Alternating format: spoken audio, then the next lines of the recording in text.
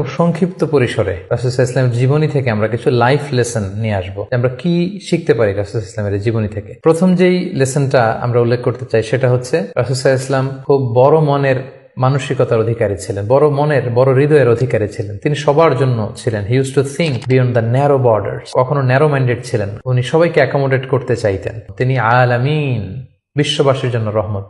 He is for all and his teaching is for all.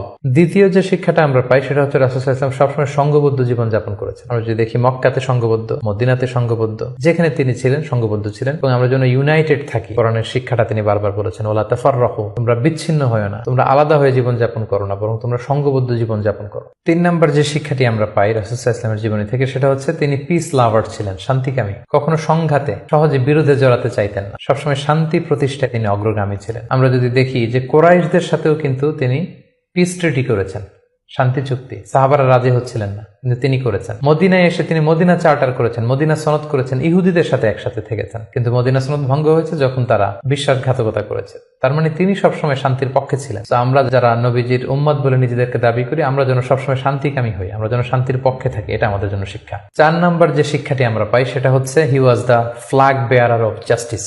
ন্যায় যেখানে, সত্য যেখানে, ইনসাফ যেখানে, জাস্টিস যেখানে, তিনি সেখানে। তার প্রমাণ আমরা দেখি 20 বছর বয়সে তিনি যখন যুবক, তখন তিনি হেলফুল ফুজুল নামে যুব সংঘ করেছেন। উদ্দেশ্য কি ছিল? মাআল মাজলুম দিদ্দাল জালেম। আমরা সবসময় মাজলুমের পক্ষে থাকবো, জালেমের বিরুদ্ধে। কোনো জালেম যেন কোনো ব্যবসায়ীকে, ভিনদেশীকে, কাউকে যেন ঠকাতে না পারে, মাজলুমের পক্ষে লড়বার জন্য তিনি এটা করেছেন। তার মানে ইনসাফ, জাস্টিস, ন্যায় পরায়ণতার পক্ষে তিনি সবসময় কাজ করেছেন। আমরা যেন সবসময় ন্যায় পরায়ণতার পক্ষে থাকি, এটাই আমাদের জন্য শিক্ষা। 5 নম্বর যে ব্যাপারটা আমরা দেখি যে রাসূল সাল্লাল্লাহু আলাইহি ওয়াসাল্লামের পুরো জীবনীটা যদি আপনারা খেয়াল করেন, সবসময় রাসূল সাল্লাল্লাহু আলাইহি ওয়াসাল্লাম একটা স্ট্রাগলের মধ্য দিয়ে গিয়েছেন। তিনি আল্লাহর নবী, শুধু নবী নয়, শ্রেষ্ঠ নবী, আল্লাহর হাবিব। তার কাছে কোরআন নাজিল হয়েছে, তার কাছে ওহী আসতো, আল্লাহর সরাসরি সাহায্য তিনি পেয়েছেন, আল্লাহর সাথে কথা বলতেন। তারপরও তার জীবন কিন্তু স্ট্রাগল মুক্ত ছিল না। সবসময় তিনি স্ট্রাগলের মধ্যে দিয়েছিলেন।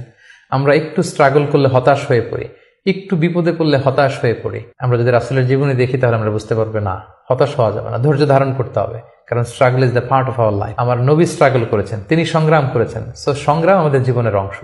এই শিক্ষাটা আমরা পাই। 6 নম্বর যে শিক্ষাটি আমরা পাই সেটা হচ্ছে রাসূল সাল্লাল্লাহু আলাইহি ওয়াসাল্লাম ব্যক্তিগত জীবনে অত্যন্ত সৎ ছিলেন। যে কারণে যে কুরাইশরা রাসূল সাল্লাল্লাহু আলাইহি ওয়াসাল্লামের বিরোধিতা করত, তারাই রাসূল সাল্লাল্লাহু আলাইহি ওয়াসাল্লামকে উপাধি দিয়েছিল আস-সাদিক আল আমিন, সত্যবাদী, আমানতদার। যেদিন তিনি হিজরত করবেন সেদিন তিনি তার ঘরে রাসূল সাল্লাল্লাহু আলাইহি ওয়াসাল্লাম আলী রাদিয়াল্লাহু তাআলা আনহুকে রেখে গিয়েছিলেন। কারণ ওনার কাছে মক্কার অনেক লোকেরা আমানত রেখেছিল। সেই আমানতগুলো বুঝিয়ে দিতে আলী রাদিয়াল্লাহু তাআলা আনহুর 3 দিন সময় লেগেছিল। এত পরিমাণে ডিপোজিট ছিল, আমানতের বিভিন্ন জিনিসপত্র ছিল, সেগুলো আলী রাদিয়াল্লাহু তাআলা আনহু বুঝিয়ে দিয়ে তারপরে তিনি হিজরত করেছেন। কতটা আমানতদার ছিলেন আমাদের প্রিয় নবী। এবং ওনার এই ব্যবসায় আমানত